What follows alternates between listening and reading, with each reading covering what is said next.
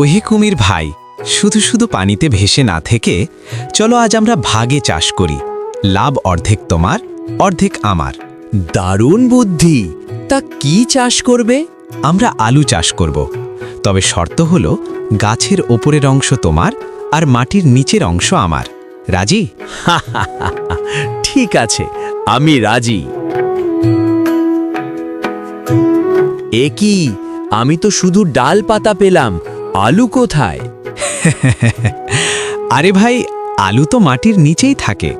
তুমিই তো বলেছিলে ওপরের অংশ নেবে। ঠিক আছে, আগামীবার আমি নিচের অংশ নেব, মনে থাকে যেন। এবার আমরা ধান চাষ করেছি কুমির ভাই। কথা মতো নিচের অংশ তোমার আর ওপরের অংশ আমার। এবার আর আমাকে ঠকাতে পারবে না। ঠিক আছে, আমি ওপরের সব ধান কেটে নিই আর তুমি নিচের খড় আর শেকড় নিয়ে খুশি। এবারও দেখি আমি ঠকলাম। ধান তো গাছের আগায় থাকে, নিচে থাকে না।